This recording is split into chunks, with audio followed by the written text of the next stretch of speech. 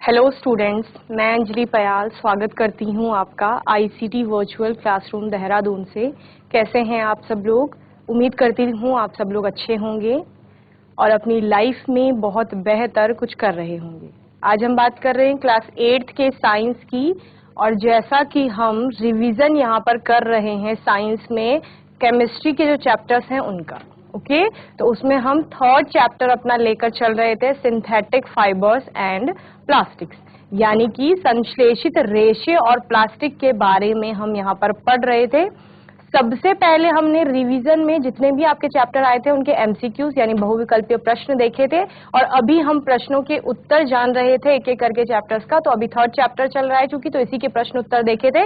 Last session में आपने one word में जब आंसर देना होता है तो ऐसे प्रश्न जब आएंगे तो उनका उत्तर देखा था कि प्रश्न पूछा जाएगा, उसका उत्तर किस प्रकार आप देंगे। ओके तो एक बार क्विक रिवीजन लेंगे हम उन प्रश्नों का जो लास्ट सेशन में देखे थे, और आज कुछ और नए प्रश्नों के उत्तरों को जानेंगे। ओके आइए चलते हैं।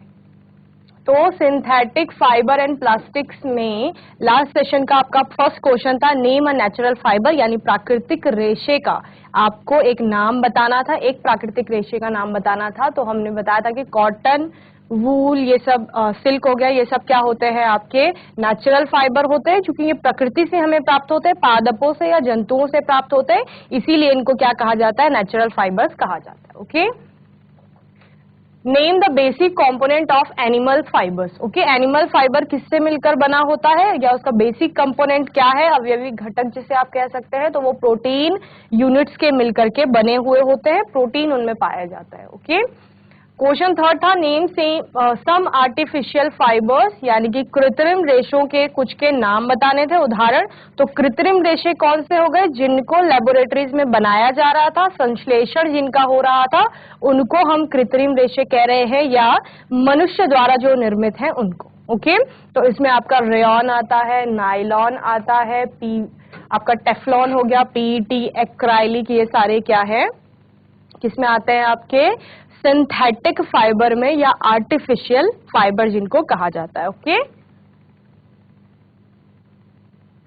चलिए क्वेश्चन फोर था आपका, which fibre is known as artificial silk. तो आर्टिफिशियल सिल्क किसको कहा जाता है, तो आर्टिफिशियल सिल्क आपका रेयॉन को कहा जाता है। ओके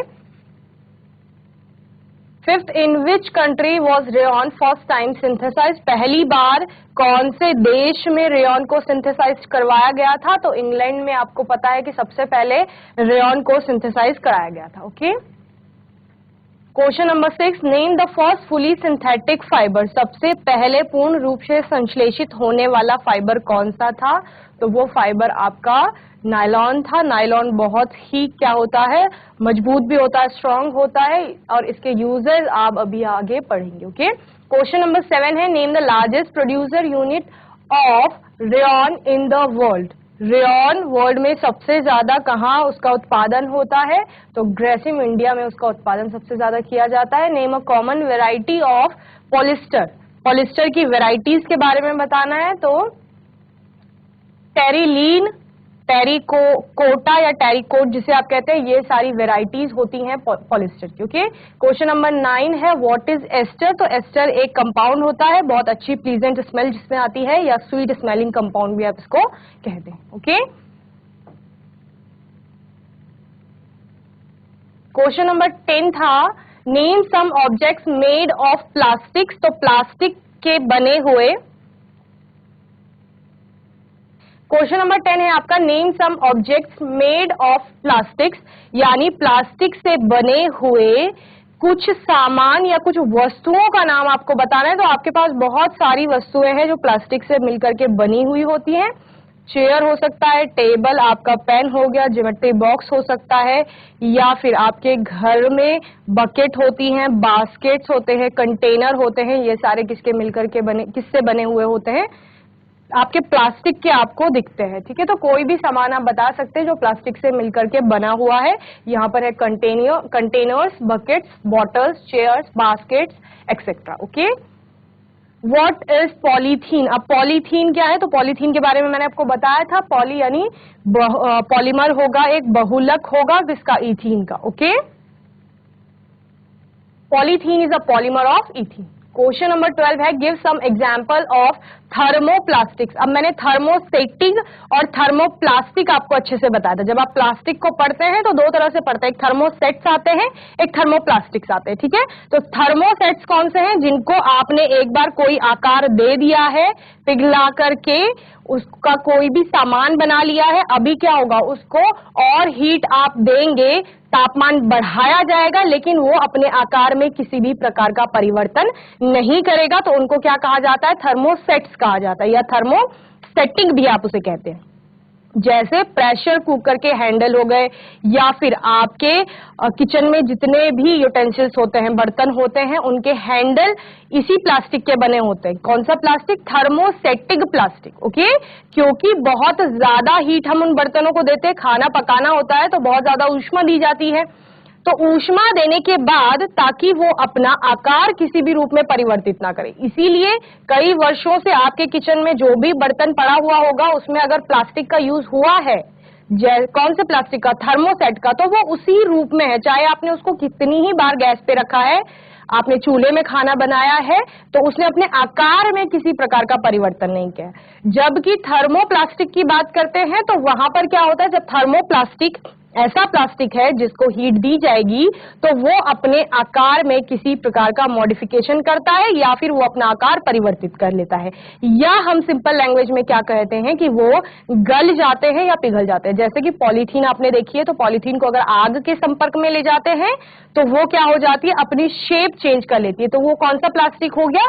थर्मोप्लास्टिक हो गया, ओके। थर्मोप्लास्टिक के यहाँ पर चूंकि आपको एग्जाम्पल देने हैं, तो पॉलीथीन हो गया, पीवीसी हो गया, ये सब किसके एग्जाम्पल हैं? थर्मोप्लास्टिक के एग्जाम्पल, ओके। वहीं पर थर्मोसेटिक का एग्जाम्पल पूछा जाएगा, give some examples of thermosetting plastic. तो जैसे मैंने आपको बोला कि जो आपके कुकवेयर्स होते हैं या बर्तन जो होते हैं जिनमें खाना बनाया जाता है, वो थर्मोसेटिक प्लास्टिक के बने हुए होते हैं। तो वो कौन सा प्लास्टिक होता है? जैसे बेकेलाइट यूज होता है, और डिनर सेट्स होते हैं आपके घरों में, वो मेलामाइन के बने हुए होते हैं। तो बेकेलाइट, मेलामाइन किसका एग्जाम्पल है? थर्मोसेटिक प्लास्टिक का एग्जाम्पल है, ओके।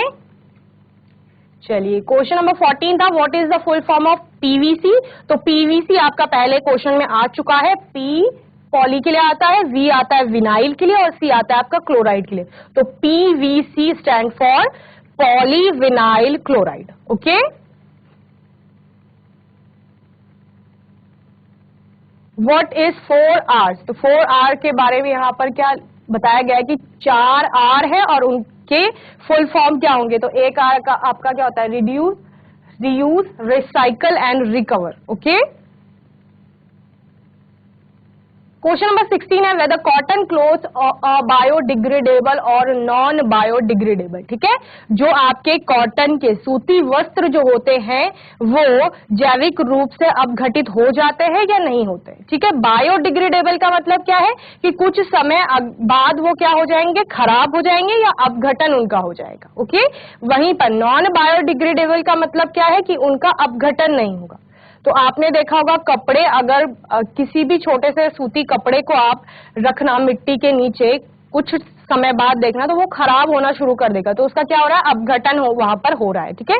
तो वो कैसा है? बायोडिग्रेडेबल है। जबकि जैसे प्लास्टिक की बात कर रहे हैं, प्लास्टिक में अगर पॉलीथीन ली जाए तो पॉलीथीन कैसी होती है? नॉन बायोडिग्रेडेबल होती है, ओके। तो ये आंसर है biodegradable. Question number 17, name the form of polyester which is replacing materials like glass and use for making bottles and jars, ठीक है। Name the form of polyester, polyester का form बताना है, कौन सा? विच इज रिप्लेसिंग मटीरियल्स, जो क्या कर रहा है? रिप्लेस कर रहा है मटीरियल्स को। कौन से मटीरियल्स को? ग्लास, और किस लिए यूज हो रहा है? बॉटल मेकिंग और जार बनाने में उसका उपयोग किया जा रहा है। तो वो क्या है? पीईटी है, यानी कि जो आपका पॉलीथाइलीन टेरिथैलेट है, ओके। क्वेश्चन नंबर 18 है, which of two is thermosetting plastic? PVC और बेकेलाइट। तो इसके एग्जाम्पल हमने अभी देखे थे। पीवीसी आपका कहाँ आ रहा था? थर्मोप्लास्टिक में आ रहा था, और यहाँ पर चूंकि थर्मोसेट पूछा है तो वो क्या होगा? बेकेलाइट होगा, ओके।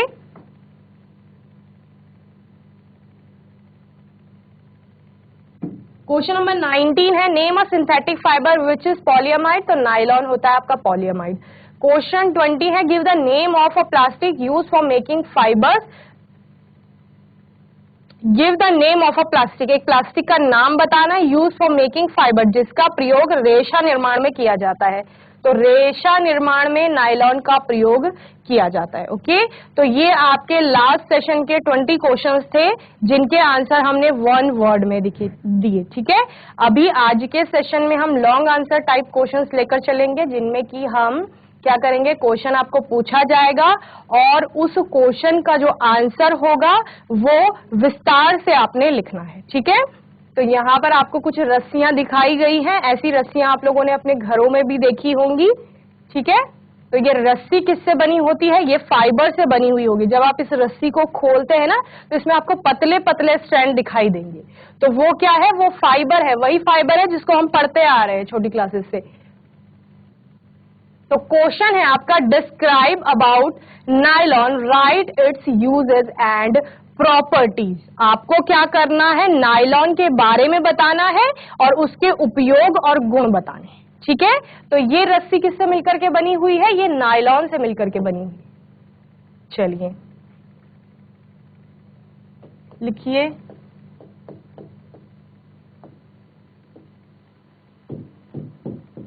नायलॉन की व्याख्या कीजिए।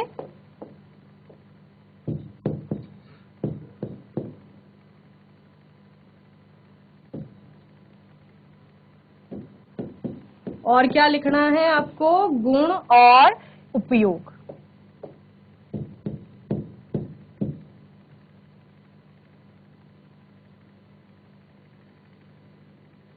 साथ साथ नोट भी करेंगे। जीआईसी खालियू खेत, बच्चों आवाज आ रही है आपको, हाथ उठाएंगे, आवाज आ रही है, जीआईसी खालियू खेत। Okay, very good. ओके, तो यहाँ पर हम किसकी बात कर रहे हैं, नायलॉन की बात कर रहे हैं, उसके बारे में व्याख्या करनी है और साथ साथ क्या करने हैं, उसके उपयोग आपको बताने, यूजेस और गुण बताने हैं। ठीक है, तो ऐसा प्रश्न पूछा जाएगा तो सबसे पहले आप नायलॉन के बारे में बताएंगे, नायलॉन होता क्या है। ओके, तो नायलॉन क्या है, nylon is the strongest amongst all the synthetic fibres. क्या कह रहे हैं, नायलॉन जो है संश्लेषित रेशों में सबसे मजबूत रेशा है। क्या कहा, नायलॉन इज द स्ट्रॉन्गेस्ट, सबसे क्या है, सबसे मजबूत है, स्ट्रॉन्गेस्ट। और किसमें स्ट्रॉन्गेस्ट है, amongst all the synthetic fibres.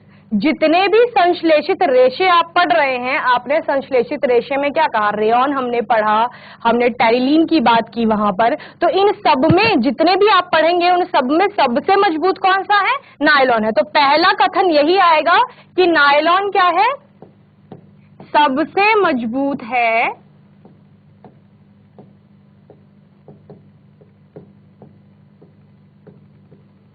सभी संश्लेषित रेशों में। ओके,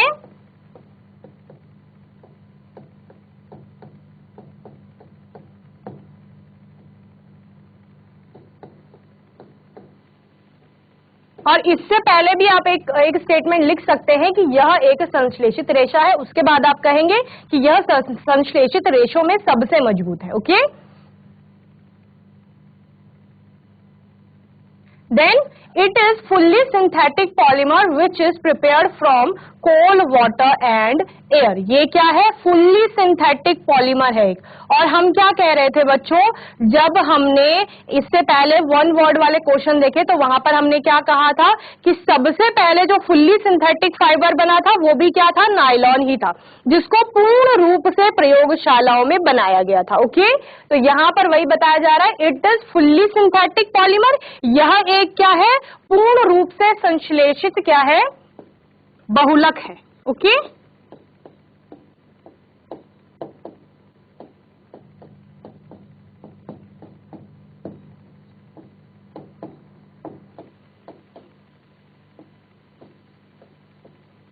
बहुलक है, which is prepared from coal, water and air, जिसको कि कोयला, जल और हवा के द्वारा बनाया जाता है। ठीक है, then it is a polymer of amides. ये क्या है, अमाइड्स का या एमाइड जिन्हें आप कहते हैं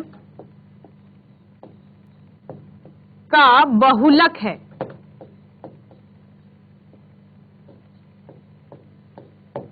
ओके और it was made in 1931 for the first time. It was used as a supplement of silk when silk got deficient during World War II for many military applications. यानी कि जो नायलॉन था उसको किसके रूप में, किसका ऑल्टरनेट के रूप में यूज किया गया था, आपका सिल्क के ऑल्टरनेट के रूप में यूज किया गया था।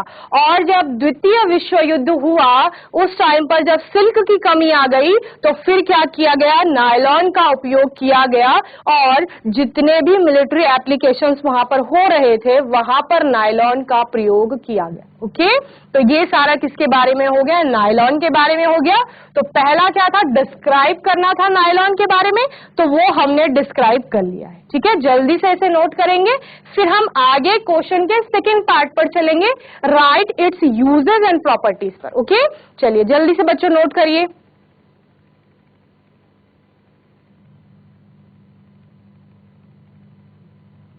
जीआईसी पदमपुर, बच्चों आवाज आ रही है आपको? हाथ उठाएंगे आवाज आ रही है तो। वेरी गुड वेरी गुड, खाली लिखे, जल्दी नोट करेंगे फिर हम इस क्वेश्चन के सेकंड पार्ट पर चलेंगे। तो यहां पर आप साथ साथ क्या लिख लेंगे कि द्वितीय विश्व युद्ध के दौरान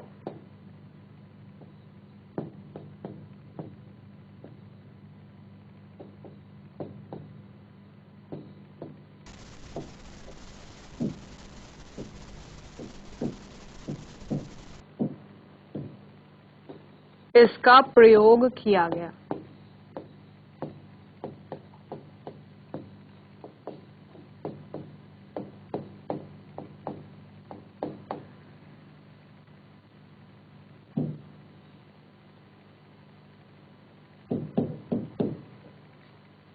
तो बच्चों संश्लेषण का मतलब समझते हैं ना, संश्लेषण का मतलब क्या होता है, संश्लेषण मतलब होता है, सिंपल मीनिंग होता है उसका बनाना।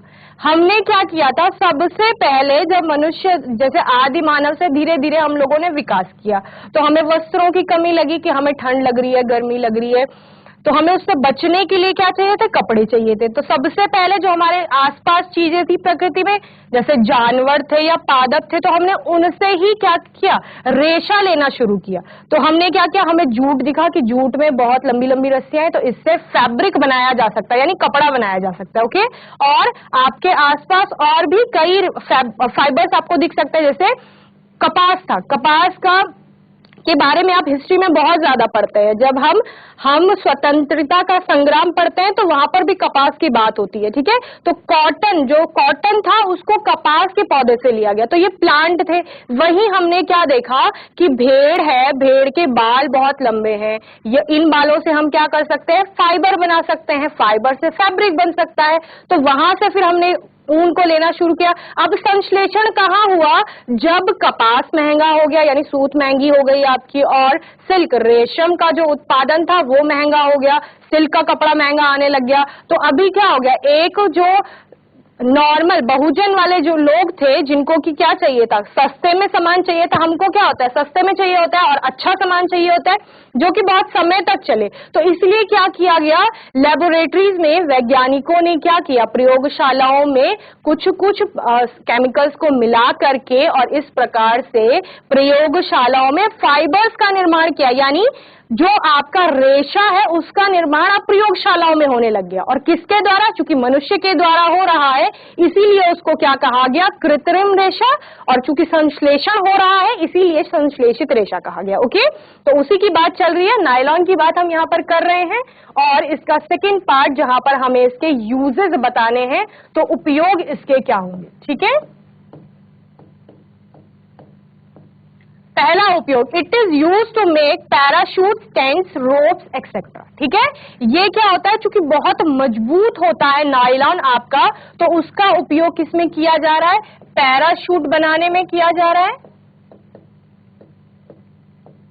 या पैराशूट की जो रस्सी होती है वो बहुत मजबूत होती है। तो चूंकि हम सबसे पहले इसकी बात कर चुके हैं कि ये मजबूत है, तो इससे जितनी भी मजबूत रस्सियां बनाई जाएंगी वो सारी नायलॉन की बनी हुई होंगी। ओके और टेंट्स बनेंगे आपके, और क्या बनेंगी, रस्सियां बनेंगी। ठीक है, तो ये सारे इसके क्या हो गए बच्चों, उपयोग हो गए। ठीक है, तो उपयोग का मतलब क्या है, कहां कहां उस नायलॉन का आप यूज कर रहे हैं, यानी कि उसको ले रहे हैं काम में। तो हमने उसकी रस्सियां बना दी, टेंट बना दी, पैराशूट के लिए चूंकि बहुत मजबूत रस्सी चाहिए होती है, फाइबर चाहिए होता है, तो वहां भी नायलॉन का प्रयोग किया गया। And it is use to make socks and stockings as it is elastic, चूंकि इसमें इलास्टिसिटी का गुण होता है, ठीक है, यानी खिंचाव वाला गुण इसमें पाया जाता है। तो इससे क्या बनते हैं, सॉक्स बनते हैं आपके, और स्टॉकिंग्स यानी कि जुराब जिसे आप कहते हैं, मोजे या उससे संबंधित जितने भी आपके कपड़े होते हैं जिनमें इलास्टिसिटी मिलती है, तो वो नायलॉन के भी बनाए जाते हैं। ओके, और it is widely use for making clothes, carpets etcetera, और इसका प्रयोग वस्त्र निर्माण में और कारपेट्स जैसे चटाई वगैरह बनाई जाती है उसमें भी नायलॉन का प्रयोग किया जाता है। ठीक है,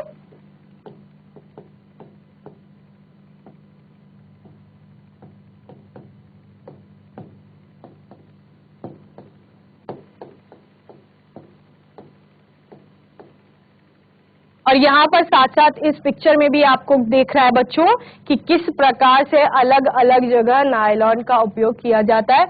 nuts and bolts, clips, bags, holders and waterproof clothing में, और यार्न, स्ट्रिंग, धागा और स्ट्रिंग जो बनती है वो वहां पर भी नायलॉन का प्रयोग होता है। गियर्स, पुलीज और बियरिंग्स, इन सब में कहीं ना कहीं थोड़ा बहुत नायलॉन का प्रयोग किया जाता है। ओके, जैसी खालियू खेत, जैसी पदमपुर।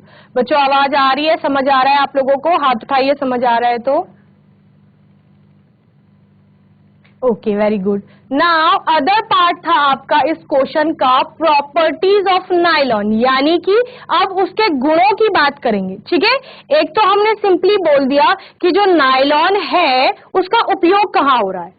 अब उपयोग हो रहा है तो उपयोग किस वजह से हो रहा है, क्योंकि उसमें कुछ ना कुछ गुण रहा होगा, तो उस गुण की वजह से उसका उपयोग किया गया। ठीक है, जैसे बहुत सिंपल एग्जांपल ले लीजिए, चीनी सबके घरों में होती है। ठीक है, तो हमने बोला चीनी का उपयोग कहाँ कहाँ हो रहा है, तो चीनी का उपयोग चाय में भी कर लिया, आपने कोई स्वीट डिश बनाई वहां पर भी कर लिया, और कई चीजें बनाई उनमें भी चीनी का उपयोग कर लिया। अब बात करेंगे गुण की, कि किस गुण के कारण हमने चीनी को लिया। तो गुणों में आप क्या कहते हैं, चूंकि ये मीठा है इसलिए हमने जितने भी मीठे भोजन बनाए उनमें चीनी का प्रयोग किया, और चूंकि जल्दी घुल जाती है इस वजह से, तो ये सारे क्या हो गए, गुण हो गए। तो नायलॉन का प्रयोग इतनी सारी चीजों में हो गया है, तो क्यों हो गया, क्योंकि उसमें कुछ ना कुछ गुण रहे होंगे। तो उन्हीं गुणों की बात करेंगे यहाँ पर। तो गुण क्या है, पहला है इट मेल्ट्स ऑन हीटिंग, ये क्या हो जाता है, ऊष्मा देने पर गलने लगता है, गलने का गुण इसमें देखा जाता है। तो आपने नायलॉन की रस्सी होगी घर में कहीं जो खराब हुई होगी, अच्छी रस्सी को मत जलाना, खराब वाली कोई रस्सी होगी उसको आग के पास ले जाना, थोड़ा सा ट्राई करना कि वो पिघलती है कि नहीं पिघलती, तो वो पिघलने लगेगी। ठीक है, मेल्ट हो जाएगी, और इट एब्जॉर्ब लेस वाटर, और उस रस्सी को पानी में डाल के देखना तो वो पानी को एब्जॉर्ब नहीं करेगी, उसमें पानी वैसे ही दिखाई देगा। ठीक है, तो वो क्या करता है, कम अवशोषित करता है जल को। एक तो गलने का गुण आ गया, ये तो उपयोग हो गए थे आपके। ठीक है, और गुण में आपका पहला आ गया गलने का, दूसरा गुण है आपका कि ये जल को कम अवशोषित करता है।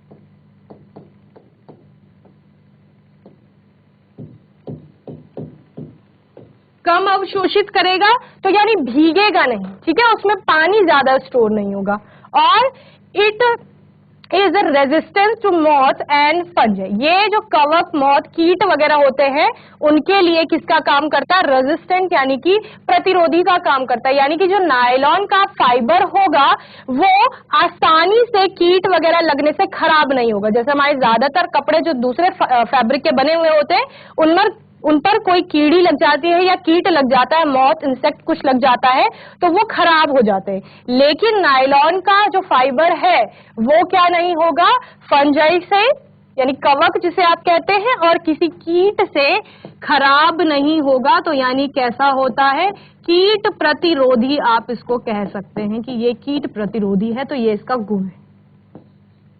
ओके, और it has high tensile strength, इसकी टेंसाइल स्ट्रेंथ भी कैसी होती है, बहुत ज्यादा होती है। इट इज ड्यूरेबल, कैसा होता है, टिकाऊ होता है और मजबूत होता है। ठीक है। तो ये सारे बच्चों इसके क्या हो गए, गुण हो गए। मजबूती के कारण ही तो क्या बोला हमने कि पैराशूट की रस्सी बनाई जा रही है। अब पैराशूट आपका बहुत हाइट पे जाता है, उसमें कोई ना कोई इंसान रहता है, ठीक है।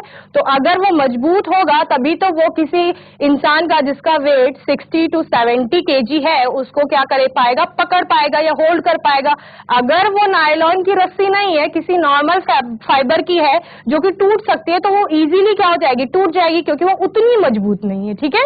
तो इसीलिए मजबूत है, इसीलिए उसके इतने उपयोग देखे गए जिनसे उसका निर्माण हो रहा है, और ये सारे उसके क्या हो गए, गुण हो गए। जल्दी से नोट करेंगे, फिर आगे नेक्स्ट क्वेश्चन पर चलेंगे। ओके,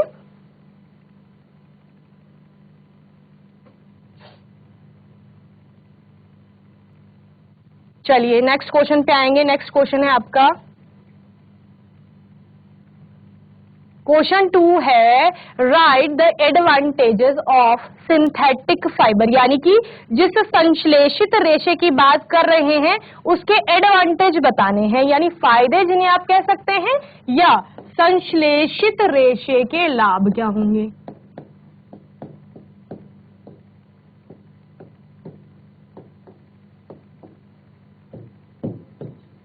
तो बच्चों जब हम कह रहे हैं कि हमारे पास तो भेड़ से, याक से, या फिर और बकरी हो गया, इनसे निकलने वाला जो ऊन था वो भी था हमारे पास, और फाइबर के रूप में क्या था हमारे पास, जब हम किसकी बात कर रहे थे, जब हमने कहा कि सूत या कपास से जब हमने क्या किया गया, कॉटन को लिया, तो वो भी हमारे पास फाइबर था। तो हमें संश्लेषण की आवश्यकता क्यों पड़ी। तो सबसे पहले मैंने क्या बोला था कि हमें सस्ते में चाहिए होते हैं ना कपड़े, कि हम कम पैसे लेकर जाएं और हमें बहुत सारे कपड़े मिल जाए। क्यों, ताकि हम बार बार रिपीट करते रहे कपड़े, और रिपीट ना करें बल्कि क्या करें, बार बार नए कपड़े पहने, ठीक है। तो वो कैसे होने चाहिए, सस्ते होने चाहिए।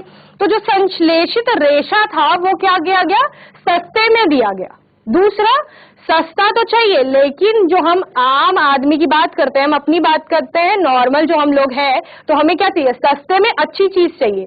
हमारे मम्मी पापा मार्केट जाते हैं तो क्या चाहिए, कहते हैं हमें सस्ता चाहिए, लेकिन ऐसा चाहिए कि जो बहुत समय तक क्या करे, काम में आए। तो सस्ते के साथ साथ क्या था, संश्लेषित रेशा टिकाऊ भी था। तो ये सारे क्या होंगे, उसके लाभ में हम लोग पढ़ेंगे। ओके, चलिए, तो यहाँ पर कुछ एग्जाम्पल भी है। रेयॉन, जिसे आर्टिफिशियल सिल्क कहा जाता है, ये क्या है, संश्लेषित रेशा है। पॉलिस्टर भी आपका क्या है, संश्लेषित रेशा है। एक्राइलिक इसमें आएगा, और नायलॉन जिसके बारे में अभी बहुत अच्छे से पढ़ा, वो भी किसमें आएगा, आपका संश्लेषित रेशे, कृत्रिम रेशे, आर्टिफिशियल फाइबर या सिंथेटिक फाइबर जिन्हें कह रहे हैं, उसमें आएगा। ओके, चलिए, तो आंसर है synthetic fibres has many advantages as compare to natural fibre, यानी कि जो आपका प्राकृतिक रेशा है उसकी तुलना में जो संश्लेषित रेशा है उसके बहुत सारे फायदे हैं। ठीक है, तो सबसे पहले क्या लिखेंगे कि प्राकृतिक रेशे की तुलना में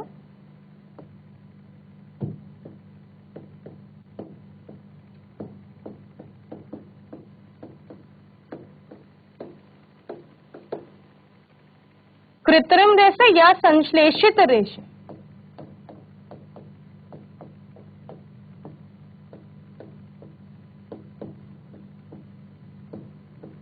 कई लाभ है।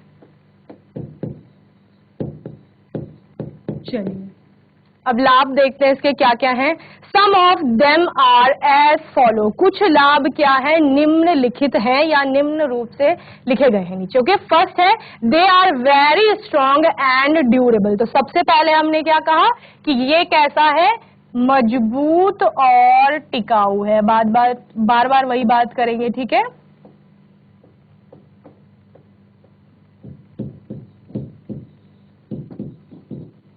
ओके, सेकेंड है they are cheaper in cost as compare to natural fibre, यानी कि प्राकृतिक रेशे की तुलना में देखा जाए तो संश्लेषित रेशा जो आपका है वो क्या होता है, यहाँ पर कैसा लिखा गया, चीपर इन कॉस्ट, यानी कि सस्ते मिलते हैं। ठीक है, तो आप क्या लिखेंगे कि ये सस्ते होते हैं। ठीक है, किसकी तुलना में, नेचुरल फाइबर की तुलना में। आप एक नेचुरल फाइबर से बनी हुई शर्ट का प्राइस पूछेंगे मार्केट में, उसका कॉस्ट पूछेंगे, और साथ ही एक सिंथेटिक फाइबर से बनी हुई शर्ट का रेट पूछेंगे, तो दोनों के रेट में कुछ ना कुछ डिफरेंस होगा। और डिफरेंस इस प्रकार होगा कि नेचुरल फाइबर से जो बनी हुई शर्ट है वो क्या हो सकती है, महंगी हो सकती है, और जो आपकी सिंथेटिक फाइबर से बनी हुई है वो सस्ती होगी, ठीक है। और they absorb less water and are quick to dry, ठीक है। अब क्या है, ये ऐसे होते हैं फाइबर कि इनसे क्या होता है कि ये पानी को बहुत ज्यादा एब्जॉर्ब नहीं करते। जैसे आपने नायलॉन का केस पढ़ा तो उसमें क्या कहा कि लेस एब्जॉर्ब करता है वाटर को, यानी पानी को सोखता नहीं है। जबकि आपने ऊन के कपड़े देखे होंगे तो उनमें पानी कितना ज्यादा भर जाता है, क्यों? क्योंकि वो अवशोषित करते हैं पानी को, ठीक है। वहीं पर अगर आप किसी सिंथेटिक फाइबर की बात कर रहे हैं तो आपने देखा होगा पानी उनसे बहने लगता है, वो अवशोषित नहीं करते हैं पानी को, तो पानी का अवशोषण कम होगा। इसका मतलब क्या है, अब भाई जब कपड़े लेंगे तो उनको धोना भी है, वॉश करना है, और वॉश करने के बाद क्या करते हैं, ड्राई करते हैं, तो जल्दी ड्राई हो जाएंगे, यानी सूख जल्दी जाएंगे, ओके। तो क्या कहेंगे हम कि पानी का अवशोषण या जल का अवशोषण कैसा होता है, इनमें कम होता है, या जल को कम अवशोषित करते हैं, जल को कम अवशोषित करते हैं।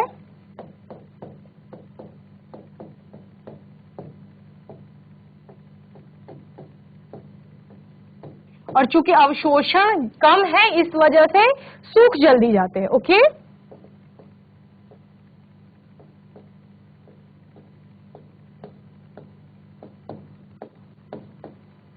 चलिए नेक्स्ट है दे डू नॉट श्रिंक। तो श्रिंक होने वाला गुण आपने कहाँ देखा है, जब हम ना कॉटन के कपड़ों की बात करते हैं तो कॉटन के कपड़े आपने जनरली सुना होगा घरों में कि जैसे कॉटन की शर्ट होती है या साड़ी होती है कोई, तो क्या कहते हैं कि कपड़ा का छोटा हो गया या घट गया है, इसका अर्थ क्या होता है, सिकुड़ जाता है कपड़ा, ठीक है। तो वो कॉटन क्या है, वो नेचुरल फाइबर है, तो उसमें वो गुण पाया जाता है सिकुड़ने का। लेकिन यहां पर जो आपका सिंथेटिक फाइबर है, संश्लेषित रेशे की बात कर रहे हैं, तो वो श्रिंक नहीं होता, यानी सिकुड़ता नहीं है, okay. They do not shrink, यानी कि सिकुड़ते नहीं है।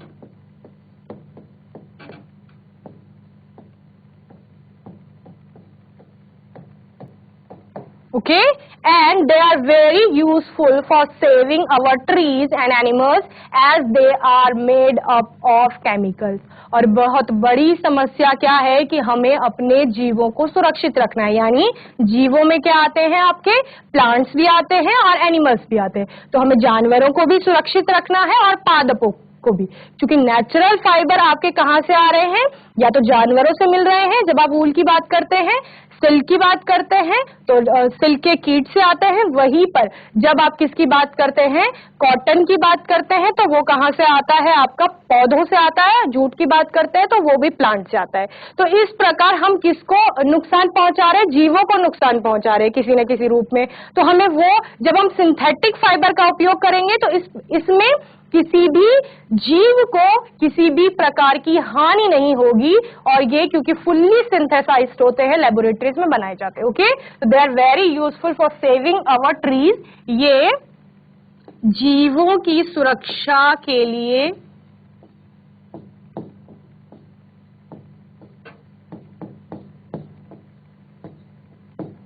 में लाभदायक है, ठीक है।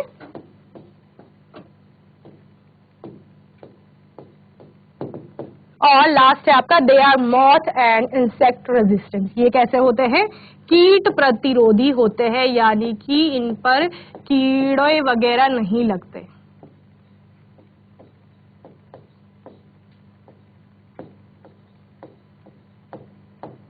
ओके।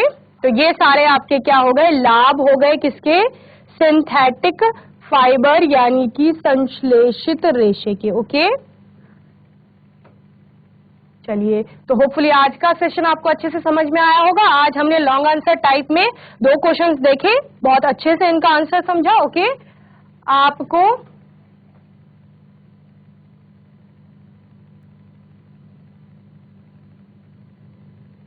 आपको क्वेश्चन दिया जा रहा है एक होमवर्क में, explain the properties of plastic, यानी कि प्लास्टिक के गुणों की व्याख्या कीजिए। ठीक है, ये व्याख्या आपको लिखनी है। तो ये आपका कैसा होगा, लॉन्ग आंसर टाइप क्वेश्चन होगा, यानी विस्तृत रूप से विस्तार में आपको इसका उत्तर लिखना है। ओके, मैं उम्मीद करती हूँ जितने भी प्रश्न करवाए गए हैं अभी तक वो अच्छे से आपको समझ में आए होंगे। इसी प्रकार से आपको इस चैप्टर को और जितने भी साइंस के चैप्टर हो चुके हैं उनको अच्छे से रिवाइज करना है और पढ़ाई को अच्छे से करते रहना है। कोई डाउट होगा, क्वेश्चन होगा तो आने वाले सेशन में आप लोग पूछ लेंगे। और तब तक के लिए आईसीटी वर्चुअल क्लास से जुड़ने के लिए धन्यवाद।